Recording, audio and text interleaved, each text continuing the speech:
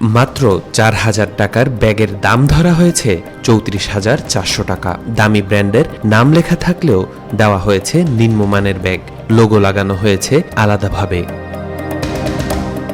একইভাবে ৩,০০০ টাকার কার্ড রিডারের দাম নেওয়া হয়েছে ২১,৫০০ টাকা, আর ৩,৩৮,০০০ টাকার ডিজিটাল স্টিল SLR ক্যামেরার বডির দাম নেওয়া হয়েছে ৭,০৯,৫০০ টাকা। এ ধরনের 4টি ক্যামেরার বডি দেওয়া হয়েছে ২৮,৩৮,০০০ টাকায়। সব মিলিয়ে ছবি তোলার জন্য যে সেট কেনা হয়েছে তার জন্য সরকারের কাছ থেকে দাম নেওয়া হয়েছে ৪৪,১৩০ টাকা। প্রকৃতপক্ষে এসব আইটেমের দাম সব মিলিয়ে ২০ লাখেরও কম।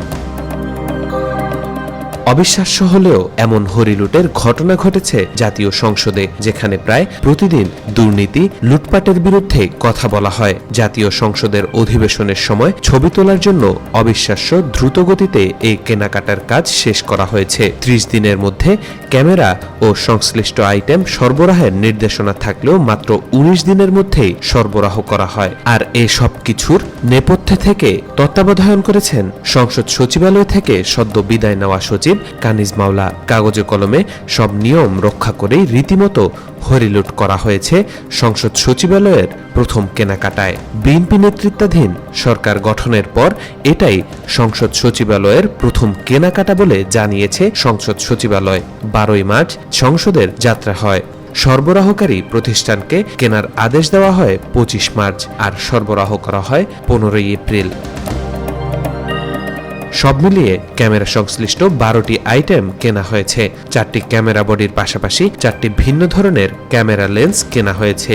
২৪x৭০ ফোকাল লেন্থের 3টি লেন্স কেনা হয়েছে ৩৭,৪১,০০০ টাকায়। প্রতিটির দাম নেওয়া হয়েছে ১,২৪,৭০০ টাকা। সংশ্লিষ্টরা জানান, এসবের বাজার মূল্য সর্বোচ্চ ৭৮,০০০ টাকা। ২৪x১২০ ফোকাল লেন্থের একটি লেন্স কেনা হয়েছে ২,১০,৭০০ টাকায়। বাজার মূল্য ১,০৫,০০০ থেকে ১০,০০০ টাকা।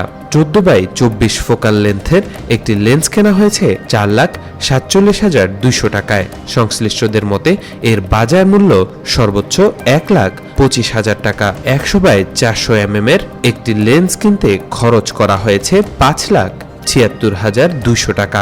ক্যামেরা সংশ্লিষ্টদের মতে এ লেন্সের বাজার মূল্য সর্বোচ্চ ২,৩৫,০০০ টাকা। ক্যামেরা সেটের জন্য ৬ পিস স্পিড লাইট কেনা হয়েছে ৬,৬৩,৩০০ টাকায়, অর্থাৎ প্রতিটির দাম নেওয়া হয়েছে ১,০১,০৫০ টাকা। তবে এর বাজার মূল্য সর্বোচ্চ ১০ থেকে ১৫,০০০ টাকা। একইভাবে ৩,২২,৫০০ টাকায় কেনা হয়েছে সিফ এক্সপ্রেসের ১২৮ জিবির 10টি মেমোরি কার্ড। ৮১,৭০০ টাকায় কেনা হয়েছে SD AUDCর ১২৮ জিবি 10টি memory card. ৪০০০ piece card reader কেনা হয়েছে ৮৬,০০০ টাকায়। অন্য ব্র্যান্ডের আরও 4টি কার্ড রিডার নেওয়া হয়েছে ১১,১৮০ টাকায়। ২০ সেট রিচার্জেবল ব্যাটারি কেনা হয়েছে ৬৮,৮০০ টাকায়। 6টি রিচার্জেবল ব্যাটারি কেনা হয়েছে ৮৩,৮৫০ টাকায়। প্রতিটির দাম নেওয়া হয়েছে ১৩,৯৭৫ টাকা।